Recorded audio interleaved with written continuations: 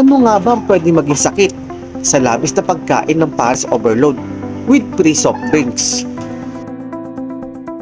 Ang pagkain ng labis na matatamis, kanin, matataba at maalat ay magre-resulta sa pagtaas ng blood sugar at kolesterol, partikular na sa mga may taong may sakit ng diabetes at hypertension. Maaari rin magresulta ito sa may mga sakit sa puso at stroke. Ang labis na pagkain ng matamis ay pwedeng humantong sa sakit na diabetes dahil sa hindi nasusustentuhan ng sapat na insulin ang glucose o ang asukal ng dugo, kaya ito ay lumalapot. Meron tayong type 1, type 2 at gestational diabetes. I-explain ko na lang ito sa susunod na video, kaya i-follow nyo na ako. Narito ang ilang pangunahing sintomas ng diabetes. Madalas na pag-ihi sa gabi,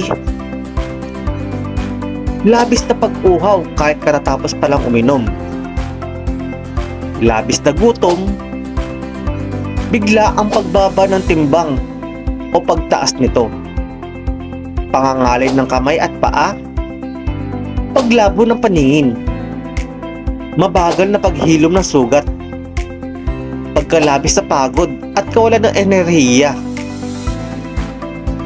Kung mayroon kang alinman sa mga sintomas na ito, mahalaga na kumonsulta sa isang doktor para sa tamang pagsusuri at paggamot.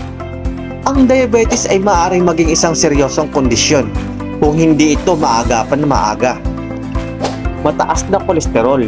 Ang LDL cholesterol o kilala bilang bad cholesterol, idinidikit ang sarili nito sa mga gilid ng daluyan ng iyong dugo na nagdudulot ng pagbabara na pwede magdulot ng sakit sa puso o stroke. Makakatulong ang regular na pag-ehersisyo na 20 minutos kada 3 araw kada linggo. Ipapaliwanag ko to isa-isa sa susunod kong mga video. Ito ang Initial MT.